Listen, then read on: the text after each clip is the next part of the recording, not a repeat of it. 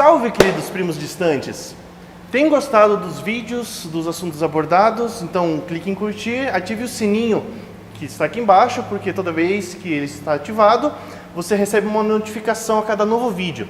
Tem alguma sugestão de vídeo, algum tema que ainda não foi abordado ou que de repente você gostaria que fosse aprofundado? Escreva nos comentários também e vamos que vamos! Quarto vídeo sobre os erros que comumente cometemos em nossas pesquisas genealógicas e que realmente é comum que todos nós passamos por isso. Sétimo erro, esquecer de levar em conta os fatos históricos e os mapas. Já abordei esse assunto em um vídeo que eu fiz falando sobre anacronismo. Esse é um erro muito comum de acontecer e por diversas vezes ele pode acontecer durante a pesquisa, já que esse tema relaciona-se diretamente com a contextualização do assunto que você está pesquisando com os temas que estavam acontecendo, enfim, na região que você está pesquisando e no mundo. Lembre-se que antigamente as fronteiras elas se modificavam com muito mais frequência. Não existia esse conceito que hoje temos de país. Por exemplo, a Alemanha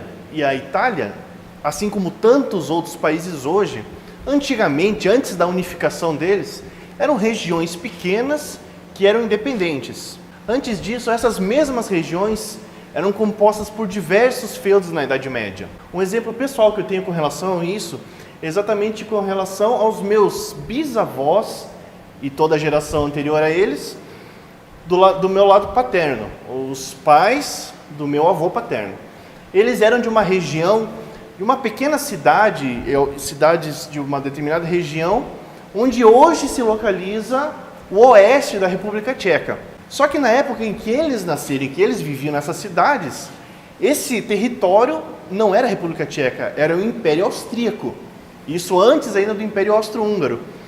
Então, eu não posso dizer que meus parentes, esses meus bisavós, trisavós que eram dessa região, são tchecos, porque não existia a República Tcheca naquela época. Então, lembre-se, o mundo esteve e sempre estará em frequente mudança, cada vez mais rápido, mas naquela época os ideais eram outros, os pensamentos eram outros, os territórios eram outros.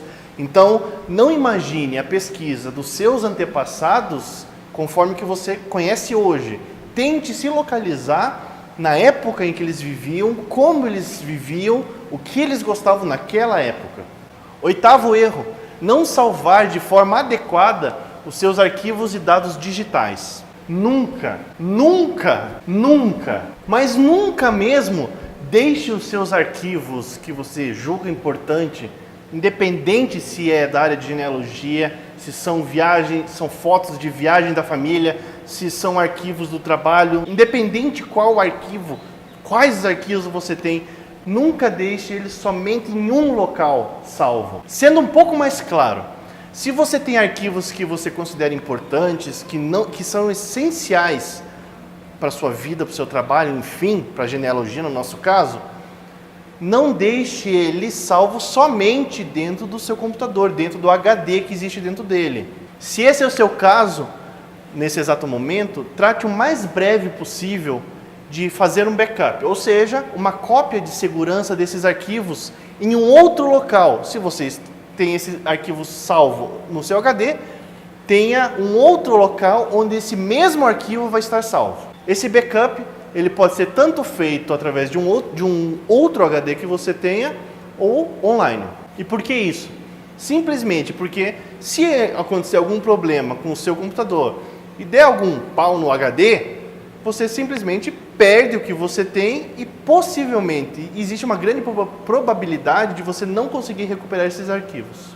Lembrando que todos esses erros que eu comento desde a primeira parte até essa aconteceram comigo, inclusive esse. Então, em 2015 deu um problema no meu HD e tudo que eu tinha lá praticamente foi perdido. Eu consegui recuperar bastante coisa, mas especialmente as fotos da minha primeira filha, de quando ela era pequena, eu acabei perdendo.